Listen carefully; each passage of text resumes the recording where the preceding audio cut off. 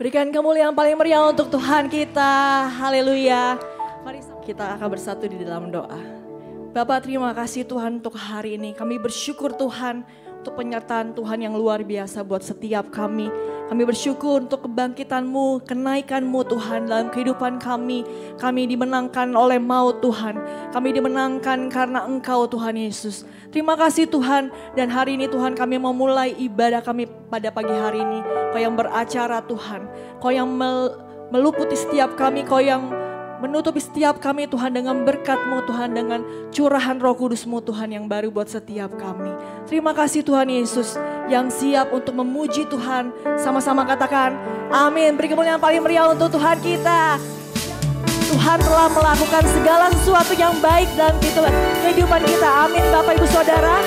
Mari sama-sama memuji Tuhan. Haleluya. Yes. Sama-sama kita katakan. Banyaklah yang Kau lakukan, Allahku, ya Tuhanku. Perbuatan yang ajaib dan maksud-Mu bagiku, ya Tuhanku. Sama-sama katakan dari awal ya. Banyaklah yang Kau lakukan, Allahku, ya Tuhanku. Perbuatan yang ajaib dan maksud-Mu bagiku, ya Tuhanku. Sama-sama katakan tiada Allah, tiada Allah yang seperti-Mu, tiada yang setara dengan-Mu. Sungguh tak dapat ku hitung berkat kasih-Mu, yang ajaib dan mulialah nama-Mu, Yesus. Tiada Allah yang seperti-Mu, tiada yang setara dengan-Mu. Sungguh tak dapat ku hitung berkat kasih-Mu, yang ajaib dan mulialah nama-Mu, sama-sama berikan kemuliaan paling meriah untuk Tuhan kita. Katakan haleluya. Banyaklah hal yang terjadi dalam kehidupan kami Tuhan, dan semuanya itu baik. Sama-sama kita katakan banyaklah. Banyaklah yang Kau lakukan, Allahku, ya Tuhanku. Perbuatan yang ajaib dan maksud-Mu bagiku, ya Tuhan. Katakan sekali lagi, banyaklah. Banyaklah yang Kau lakukan, Allahku, ya Tuhanku. Perbuatan yang ajaib dan maksud-Mu bagiku, ya Tuhanku. Katakan jemaat Tuhan. Tiada Allah yang seperti-Mu, tiada yang setara dengan-Mu. Sungguh tak dapat ku hitung berkat kasih-Mu, ajaib dan mulialah nama-Mu, Yesus. Tiada Allah yang seperti-Mu, tiada yang setara dengan-Mu. Sungguh tak dapat ku hitung berkat kasih-Mu, ajaib dan mulialah nama-Mu, Yesus. Jemaat sedih katakan, tiada Allah. Mana tepuk tangannya? Yes. Tiada yang setara dengan-Mu. Sungguh tak dapat ku hitung berkat kasih-Mu, ajaib dan mulialah nama-Mu, Yesus. Sekali katakan, tiada Allah yang seperti-Mu, tiada yang setara dengan-Mu. Sungguh tak dapat ku hitung berkat kasih-Mu, ajaib dan mulialah nama-Mu, Yesus. Lah yang Kau lakukan, Allahku, ya Tuhanku. Perbuatan yang ajaib dan maksud-Mu bagiku, ya Tuhan. Katakan banyaklah. Banyaklah yang Kau lakukan, Allahku, ya Tuhanku. Perbuatan yang ajaib dan maksud-Mu bagiku, ya Tuhan. Katakan bagiku, bagiku, ya Tuhan.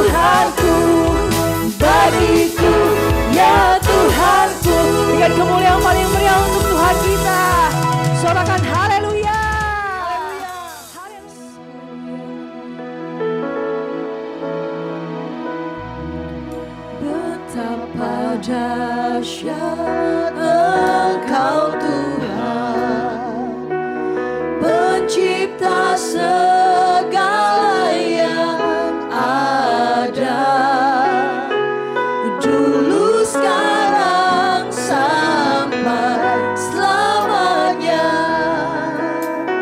Hanya Engkau Tuhan, tak tersela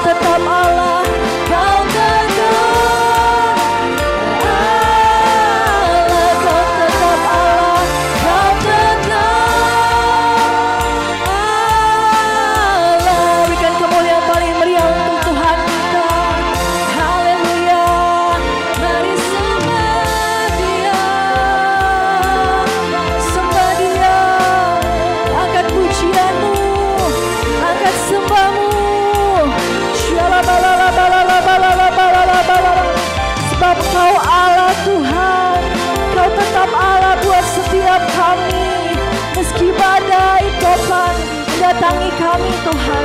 Kau tetap Allah buat setiap kami Yesus. Terima kasih Tuhan. Terima kasih Yesus. Haleluya. Kami tinggikan Kau. Kami muliakan Kau.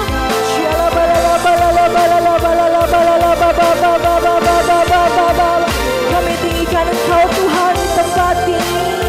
Kami muliakan Tuhan. Kami muliakan Engkau Tuhan. Terima kasih Tuhan. Kau yang layak ditinggikan. Kau yang layak disembah. Haleluya. Terima kasih Tuhan.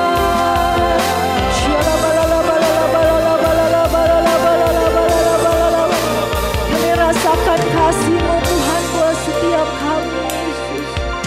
Kami mau rasakan Engkau Tuhan lebih dalam lagi Tuhan Yesus. Kami mau membawa hati kami Tuhan. Kami mau membawa hidup kami Tuhan. Hanya kepadamu Yesus. Terima kasih Tuhan Yesus. Terima kasih.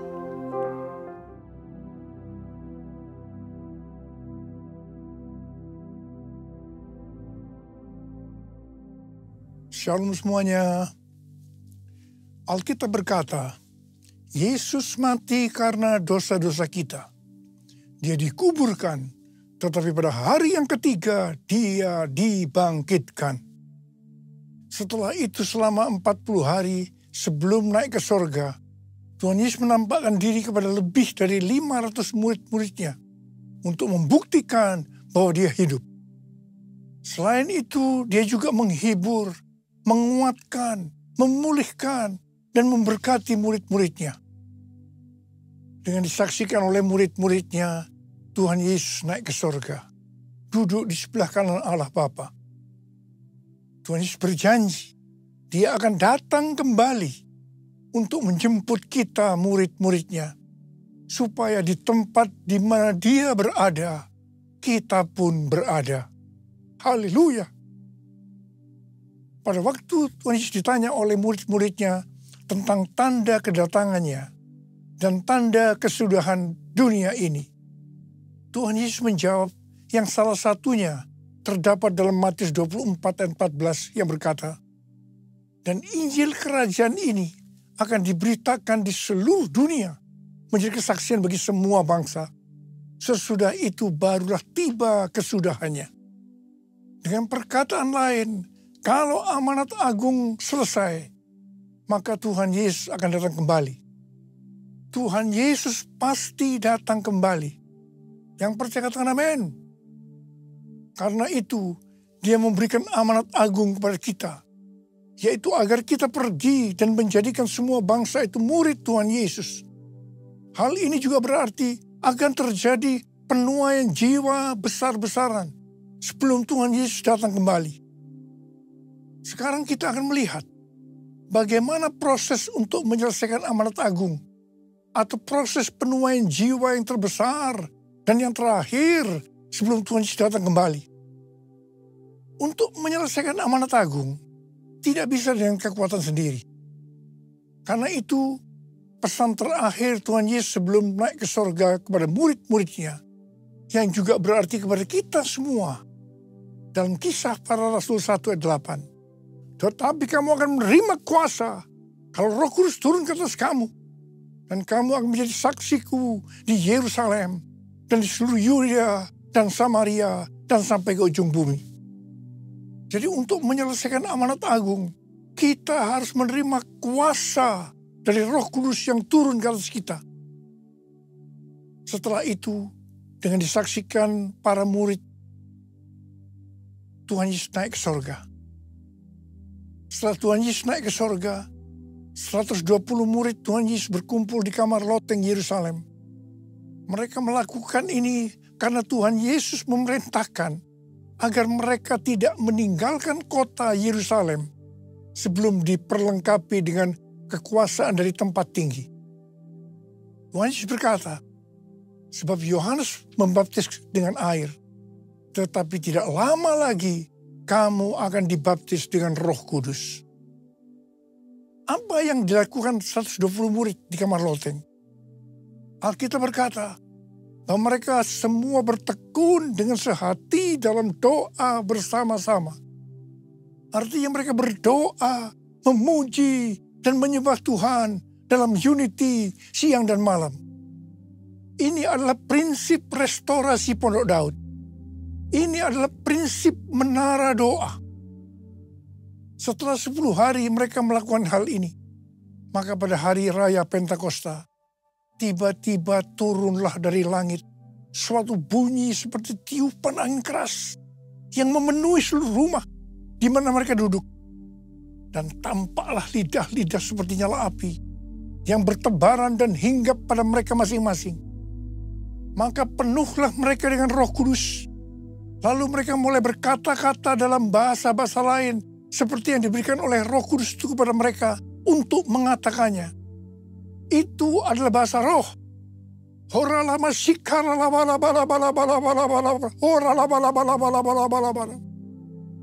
Jadi, tanda awal orang yang dibaptis dengan Roh Kudus adalah mereka akan berbahasa roh.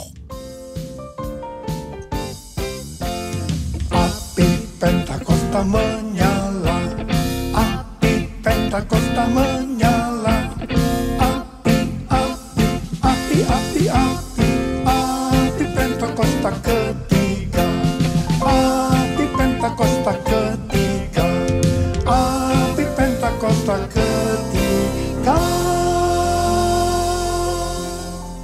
Apa yang terjadi setelah murid-murid Tuhan Yesus dipenuhi dengan Roh Kudus? Hal yang pertama, Petrus berkhotbah sekitar 5 menit dan kira-kira 3.000 orang bertobat dan dibaptis. Wow! Petrus berkhotbah dengan kuasa Roh Kudus. Pada zaman itu populasi penduduk dunia sekitar 255 juta orang.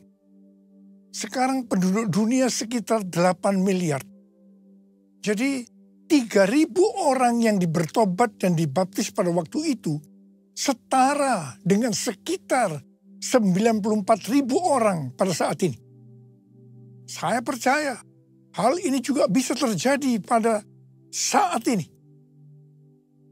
Hal yang kedua, setelah murid-murid Tuhan Yesus dipenuhi dengan Roh Kudus, mereka dipakai untuk menyatakan tanda-tanda dan mujizat sehingga banyak orang yang bertobat.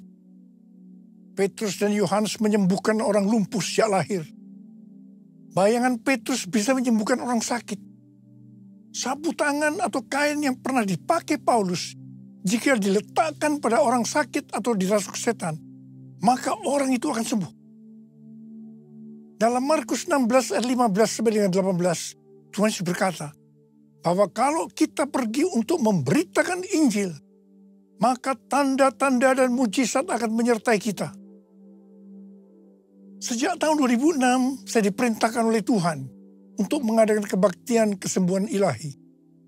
Selama 13 tahun, saya sudah mengadakan 318 kali kebaktian kesembuhan ilahi. Setiap kali berkhotbah, saya pasti memberitakan Injil. Tanda-tanda dan mujizat terjadi. Saya diizinkan Tuhan untuk melihat dan mengalami mujizat seperti yang dilakukan oleh Tuhan Yesus 2000 tahun yang lalu. Hal yang ketiga, setelah murid-murid Tuhan Yesus dipenuhi dengan Roh Kudus, maka cara hidup mereka berubah. Sehingga banyak orang yang bertobat. Yang pertama, mereka bertekun dalam pengajaran rasul-rasul dan dalam persekutuan. Bagi kita, ini juga bisa diartikan mereka suka membaca Alkitab. Mazmur 119 ayat 105 berkata, firman-Mu itu pelita bagi kakiku dan terang bagi jalanku. Kalau kita suka membaca Alkitab, itu akan menuntun jalan hidup kita. Hidup benar sesuai dengan firman Tuhan. Kita akan menjadi orang yang berintegritas. Dan itu akan membuat orang lain bertobat. Yang kedua, perubahan cara hidup yang membuat banyak orang bertobat adalah mereka selalu berkumpul, memecahkan roti dan berdoa. Ini bisa diartikan mereka hidup dalam unity dan suka berdoa. Hari-hari ini saya melihat melalui menara doa bahwa ada doa, pujian, dan penyembahan dalam unity siang dan malam. Saya percaya kalau Tuhan sudah berikan kepada kita beban untuk berdoa seperti ini, maka ini merupakan tanda bahwa Pentakosta ketiga yang dahsyat akan turut dan terjadi penuaian jiwa yang terbesar dan yang terakhir sebelum Tuhan Yesus datang kembali. Yang ketiga, perubahan cara hidup jemaat yang membuat banyak orang bertobat, yaitu karena mereka suka memberi, sehingga tidak ada yang berkekurangan. Hari-hari ini Tuhan Yesus mengendaki agar kita suka memberi. Alkitab berkata, adalah lebih berbahagia memberi daripada menerima. Lukas 6 ayat 38 berkata, berilah dan kamu akan diberi. Suatu takaran yang baik, yang dipadatkan, yang digoncang, dan yang tumpah keluar akan dicurahkan ke dalam pangkuanmu.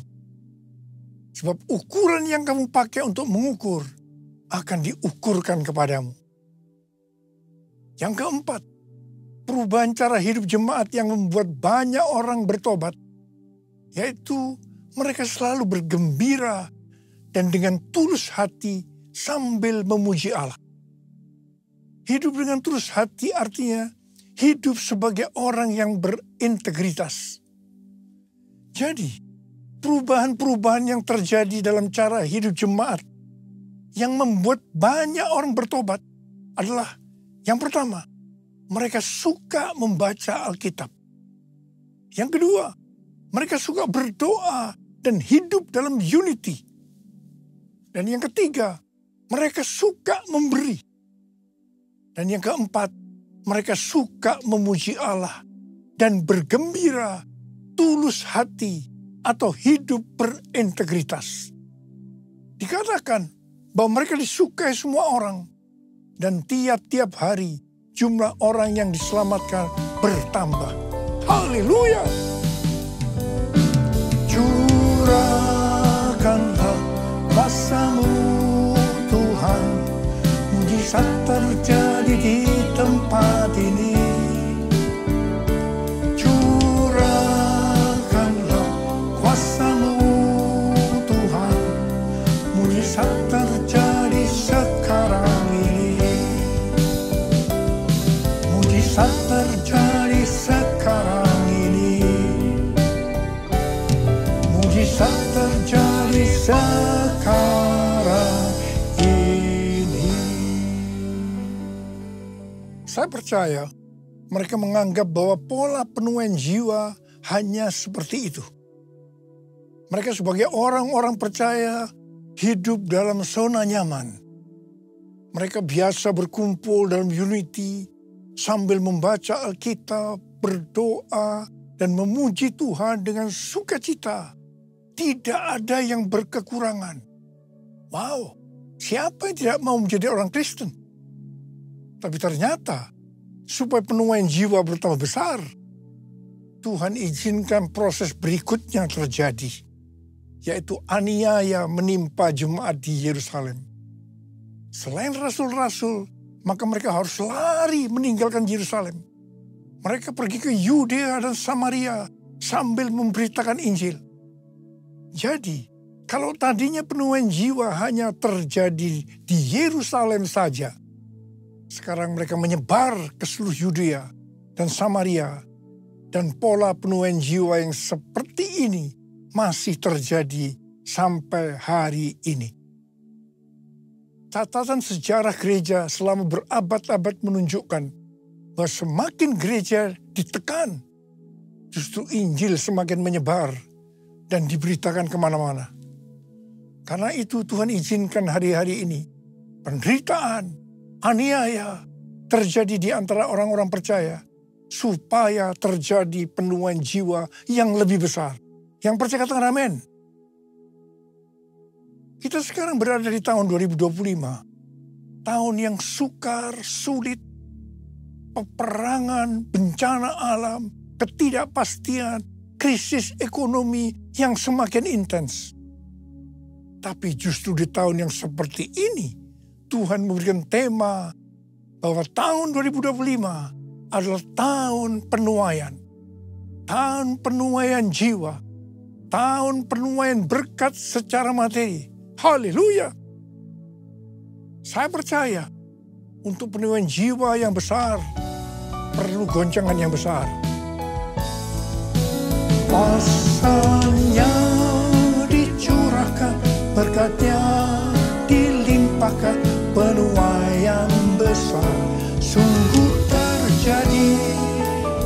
Segala bangsa akan datang menyembah Yesus Tuhan, kemuliaan Tuhan telah turun.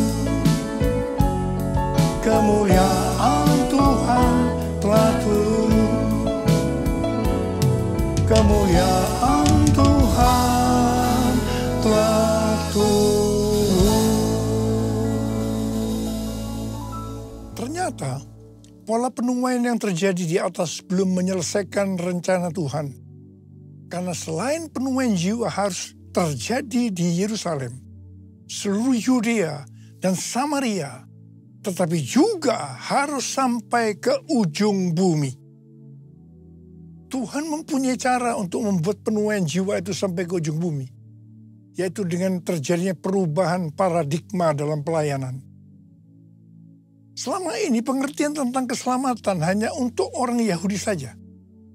Tetapi melalui peristiwa Kornelius, di mana Petrus diutus oleh Tuhan untuk mendatangi Kornelius yang bukan orang Yahudi, untuk memberitakan jalan keselamatan. Akhirnya mereka mengerti bahwa ternyata keselamatan bukan hanya untuk orang-orang Yahudi saja, tetapi untuk semua bangsa. Dan ini mengakibatkan terjadinya penuaian jiwa besar-besaran. Haleluya! Jadi mereka tidak hanya mengabarkan Injil di Yerusalem, Yudea dan Samaria saja, tetapi sekarang mereka, termasuk kita juga, pergi ke seluruh dunia. Proses perubahan paradigma dalam pelayanan itu tidak mudah.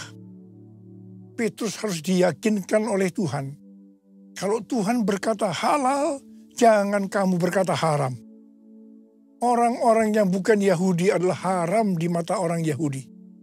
Proses itu masih terus berlanjut untuk memberikan pengertian kepada orang-orang Yahudi, golongan bersunat dan juga orang-orang Farisi yang sudah bertobat, di mana mereka berpendapat bahwa orang yang bukan Yahudi yang percaya kepada Tuhan Yesus harus disunat dan diwajibkan mengikuti hukum-hukum Musa.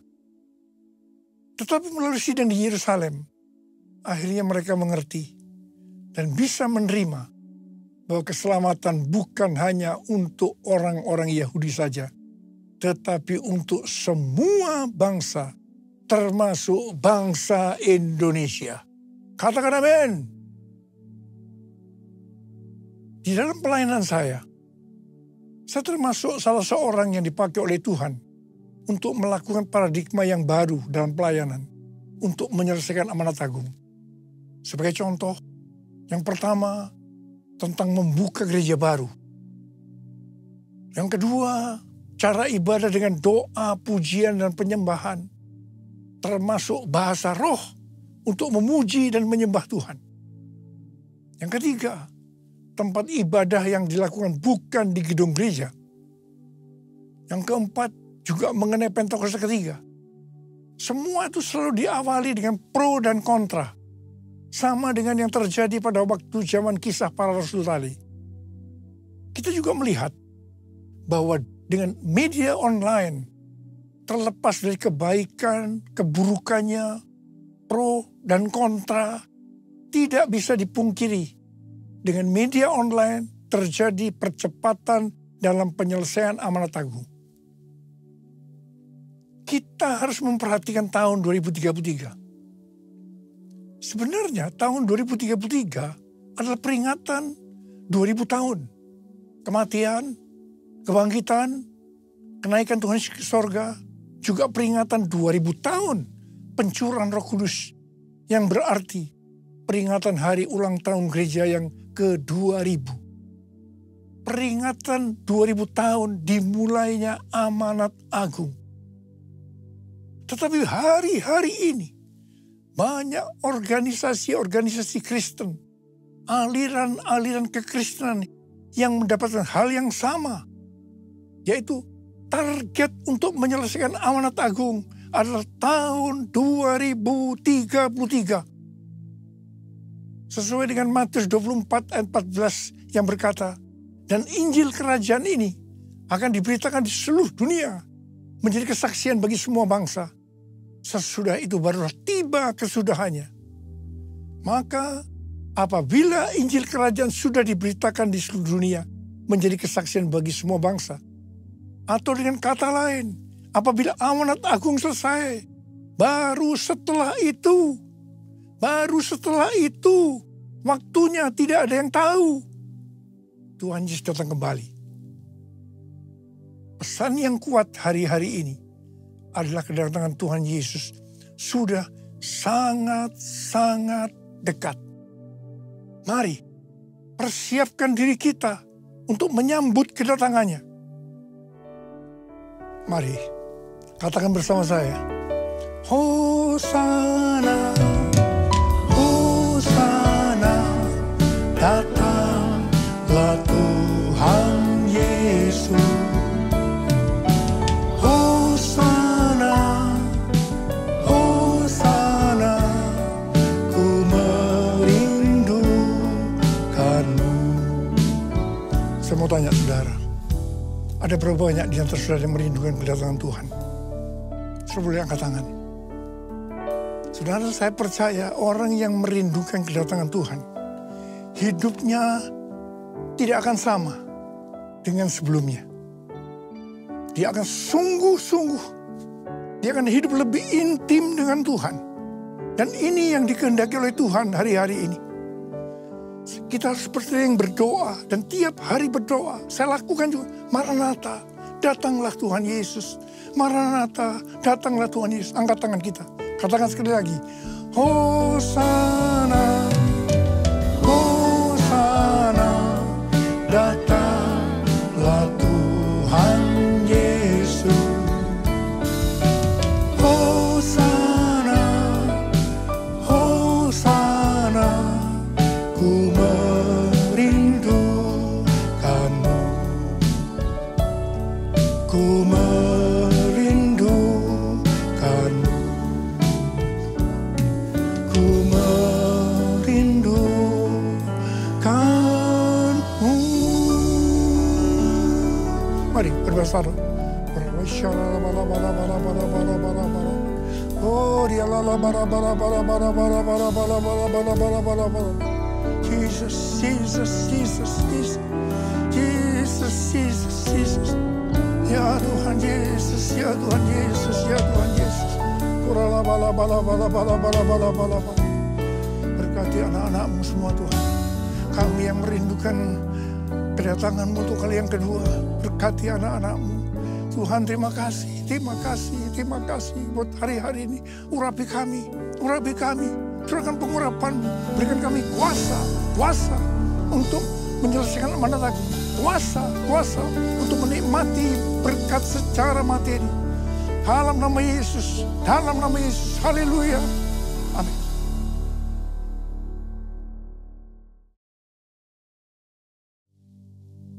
Kita akan masuk dalam perjamuan kudus. Kita akan mengingat ayat ini. Sebab setiap kali kamu makan roti ini dan minum cawan ini, kamu memberitakan kematian Tuhan sampai ia datang. Perjamuan kudus adalah perjamuan Tuhan Yesus sendiri. Setiap kali kita masuk ke dalam perjamuan kudus, Tuhan Yesus selalu berkata, biarlah ini menjadi peringatan akan aku. Karena itu mari, arahkan hati kita kepada kebaikan Tuhan. Supaya kita lebih mengasihi Tuhan Yesus. Kita lebih mengasihi satu dengan yang lain. Mari tundukkan kepala. Bapa, terima kasih. Bapa, terima kasih. Engkau mengasihi kami semua. Bapa, siapakah kami ini? Sehingga Engkau memberkati luar biasa. Kau jadikan kami sebagai anak-anak-Mu ya Tuhan. Tuhan terima kasih. Tuhan terima kasih. Tuhan terima kasih. Engkau tuntun, Kau bela, Engkau lindungi. Untuk Kau tegur juga kalau kami salah. Itu Engkau ya Aba. Itu Engkau ya Aba. Bapa, hari-hari Engkau mengingatkan kami tentang kedatangan-Mu. Berikan kami kerinduan untuk selalu berkata, Maranatha, datanglah segera. Bapak, terima kasih. Terima kasih. Tuhan akan memberkati kita melalui perjamuan kudus. Saudara, Tuhan mau kita makan dan minum dengan cara yang benar. Mari, sekarang tundukkan kepala. Lihat keadaan dirimu masing-masing. Jangan menyimpan dosa. Introspeksi. Kalau Tuhan ingatkan ada dosa yang harus diselesaikan, langsung minta ampun. Ampuni kami ya Tuhan. Ampuni kami. Ya Bapa, ya Bapa, ya Bapa, ya Bapa, ya Bapa. Ampuni kami. Bapa, Kau melihat anak-anak-Mu yang sedang menyelesaikan segala sesuatunya dengan Tuhan. Kami akan masuk dalam perjamuan kudus dengan hati yang penuh ucapan syukur. Dalam nama Yesus. Amin. Mari angkat roti di tangan kanan kita tinggi-tinggi. Sebab apa yang telah kuteruskan kepadamu telah aku terima dari Tuhan. Yaitu bahwa Tuhan Yesus pada malam waktu Ia diserahkan mengambil roti. Dan sesudah itu Ia mengucap syukur atasnya. Dia memecah-mecahkannya dan berkata, inilah tubuhku yang diserahkan bagi kamu. Perbuatlah ini menjadi peringatan akan aku. Dikasih Tuhan, bukankah roti yang kita pecah-pecahkan ini adalah persekutuan kita dengan tubuh Kristus. Mari kita makan dalam nama Yesus.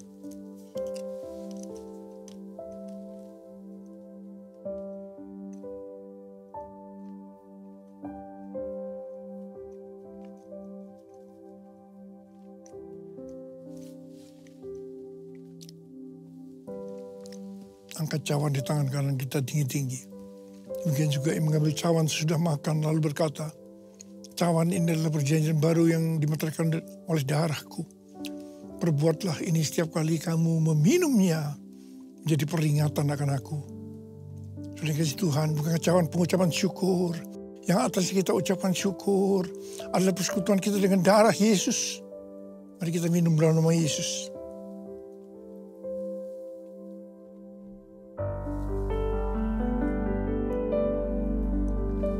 Ucapkan syukur dan terima kasih dengan suara, jangan diam. Tuhan terima kasih, Tuhan terima kasih, terima kasih ya Tuhan, terima kasih.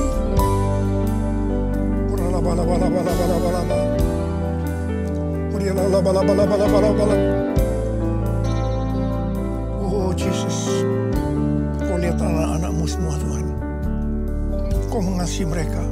Saat ini Kau sedang menyembuhkan yang sakit, sedang membebaskan yang terikat, menghibur yang susah, menguatkan yang lemah, memberikan pengharapan-pengharapan yang baru bagi yang datang dengan keadaan putus pengharapan. Tuhan Yesus, Kau baik. Terima kasih. Terima kasih Yesusku, terima kasih Yesusku. Puji syukur hanya bagi Tuhanku. Yesusku, terima kasih Yesusku. Puji syukur hanya bagi Tuhanku. Terima kasih Yesusku, terima kasih Yesusku. Puji syukur hanya bagi Tuhanku. Terima kasih Yesusku, terima kasih Yesusku. Puji syukur hanya bagi Tuhanku. Puji syukur hanya bagi Tuhan.